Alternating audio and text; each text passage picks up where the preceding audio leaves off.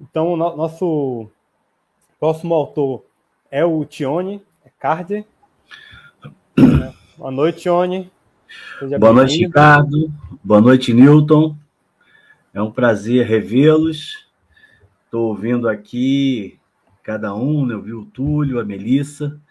E, Newton, confesso que bateu uma saudade grande de estar na sala de aula, de chegar no dia da aula, te dar aquele abraço e a gente conversar.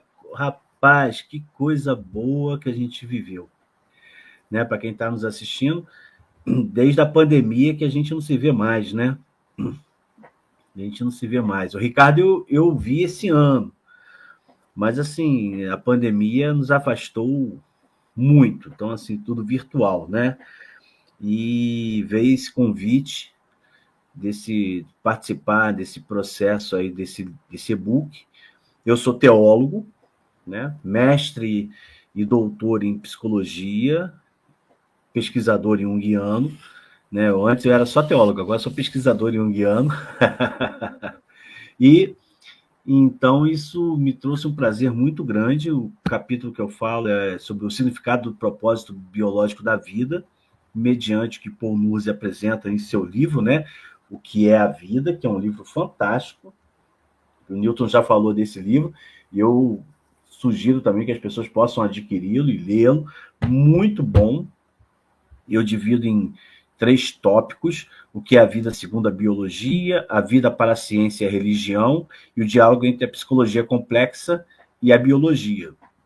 Quando ele começa a falar sobre o que é a vida, ele vai trabalhar falando da sua área, né? Ele vai falar Uhum. sobre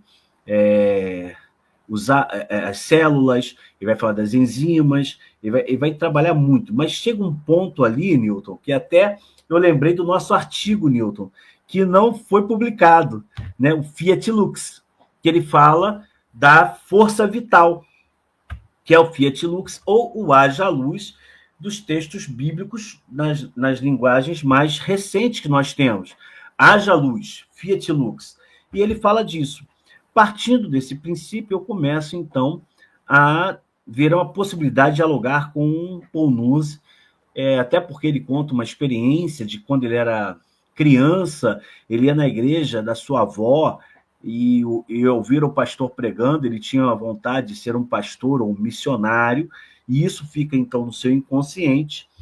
Mas quando ele começa a falar que as células trazem memórias passadas, que ficam guardadas nela, abre também um diálogo, não só com a teologia, mas também com a psicologia complexa, que Carl Gustav Jung vai apresentar perfeitamente, que são os arquétipos, o inconsciente coletivo, e aí a gente pode trabalhar perfeitamente. E foi da onde eu comecei a trabalhar sobre isso. Eu começo falando, então, o que ele, como biólogo, apresenta, o grande biólogo que ele é, apresenta o que é a vida, mostro como a ciência, dentro da ótica dele, apresenta a vida, mas como a religião também apresenta a vida, sem essa visão científica, mas uma visão empírica, que Jung vai trabalhar e também com todo o seu passado que Jung tem religioso, e faça esse diálogo entre a psicologia complexa, mostrando os arquétipos, o inconsciente coletivo, mostrando termos importantes que nos levam a pensar, né, já que ele fala que as células trazem memórias passadas, o inconsciente coletivo, Jung vai falar que seria o inconsciente coletivo, são arquétipos, eu cito os principais arquétipos que Jung denomina, e mostro que a religião, na teologia, saindo do contexto religioso, mas caminhando para o contexto teológico, no seu sentido mais amplo, vai tentar explicar o que o homem entende do divino ou do luminoso, segundo Jung, ou o luminoso para com o divino, né, nesse ponto.